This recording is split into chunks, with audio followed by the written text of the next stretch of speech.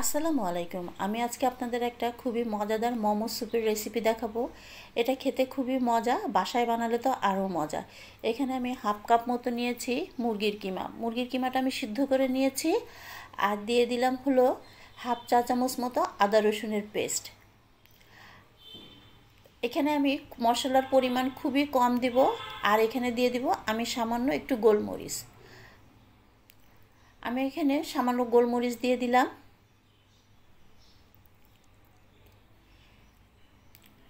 আর দিয়ে দিব সামান্য একটু সয়া সস।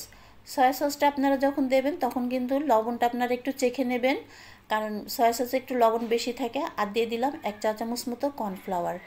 এতে করে বাইন্ডিংটা ভালো হবে। সমস্ত উপকরণ দিয়ে আমি খুব ভালোভাবে মেখে নেব। আমার একটু লবণের দরকার ছিল, আমি একটু লবণ দিয়ে দিলাম। আপনারাও লবণটা একটু দেখে নেবেন, এতে করে সুবিধা হবে। আমার পুরটা রেডি হয়ে গেছে। এখন আমি অন্যদিকে মোমো লাগাবো, সেই পেস্টটা আমি তৈরি করে নিচ্ছি।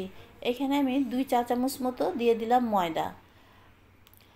পানির ভিতরে ময়দাটা আপনারা গুলে নেবেন, এইভাবে একটু ঘন করে নেবেন।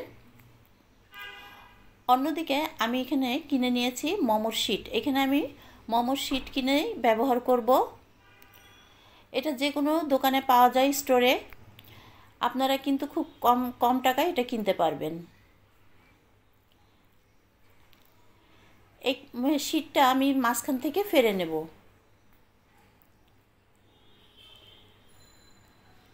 এইভাবে মাঝখান থেকে আপনারা ফেলে নেবেন, এতে করে একটা শিট দিয়ে দুটো মোমো হবে।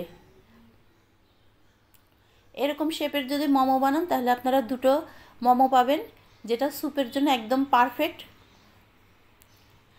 আমি দুইভাবে মোমোটা লাগানো দেখাচ্ছি কিভাবে বানাবেন। আপনারা আপনাদের সুবিধা মতো যে কোনোভাবেই আপনারা নিতে পারেন, কিন্তু স্যুপ যখন বানাবেন তখন একটু ছোট সাইজের মোমো হলেই ভালো হবে।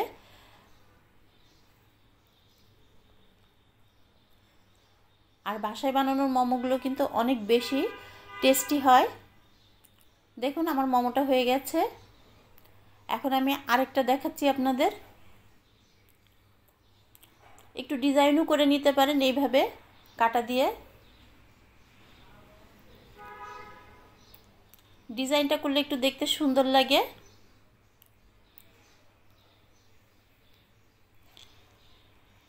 এখন আমি আরেকটা মোমো কিভাবে বানাবেন সেটাও দেখাচ্ছি। আপনারা আপনাদের সুবিধা মতো নেবেন।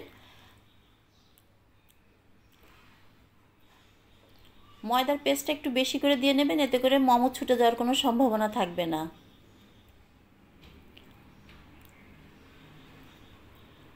আর মাঝখানেরটা খুব ভালোভাবে আপনারা বন্ধ করে দেবেন, যাতে কোনো লিক না থাকে।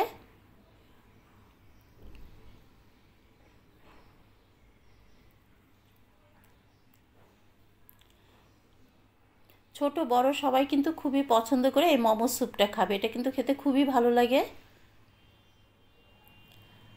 বাসায় একটা হেলদি রেসিপি এটা।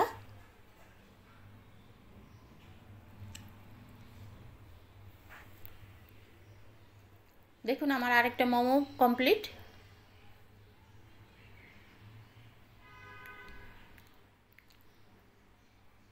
এটাও আমি একটু ডিজাইন করে নিলাম।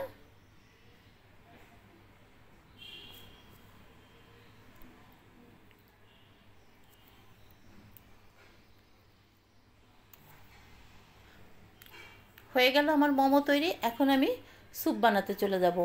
দেখুন আমার সবগুলোই হয়ে গেছে। ওই শিটের থেকে কিন্তু আমি খানিকটা নিয়েছি, এতে কিন্তু আমার অনেকগুলো মোমো হয়েছে। এখন আমি দিয়ে দিলাম তেল, আর দিয়ে দিলাম রসুন খুব মিহি করে কুচি করা। রসুনটা একটু লাল লাল হয়ে আসলে আমি দিয়ে দিব আদা। এই স্যুপটা বানাতে খুবই সোজা। এখন আমি একটু ভালোভাবে ভেজে নেব। এখানে আমি 3টে টমেটো দিয়ে রস করে নিয়েছি, সেই রসটাই আমি দিয়ে দিলাম। এরকম পাতলা হবে। আর দিয়ে দিলাম চিকেন স্টক। যদি না থাকে না দেবেন, কোনো সমস্যা না। এখানে আমি একটা কিউব ব্যবহার করেছি, সেই জন্যই আপনাদের চিকেন স্টকটা লাগবে না, কিন্তু আমার ছিল দেখে আমি দিয়ে দিলাম। আমি খুব ভালোভাবে মিশিয়ে নিলাম। এখন আমি দিয়ে দিলাম সামান্য একটু সয়া সস। এখন আমি মোমোগুলো দিয়ে দিচ্ছি। মোমো দেওয়ার পরে কিন্তু চুলোর হিটটা কিন্তু কম রাখবেন। আর দিয়ে দিলাম স্বাদ অনুযায়ী চিনি। টেস্টটা আপনারা একটু ব্যালেন্সটা ঠিক করে নেবেন। আর দিয়ে দিলাম একটু কর্নফ্লাওয়ার, এতে করে স্যুপের ঘনত্বটা বাড়বে। আপনারা কিন্তু চুলোর হিটটা খুবই কম রাখবেন। আর 15 থেকে 10 মিনিট মতো এই মোমোটা সিদ্ধ করে নেবেন, তাহলে কিন্তু কমপ্লিট একটা মোমোর স্যুপ হয়ে যাবে।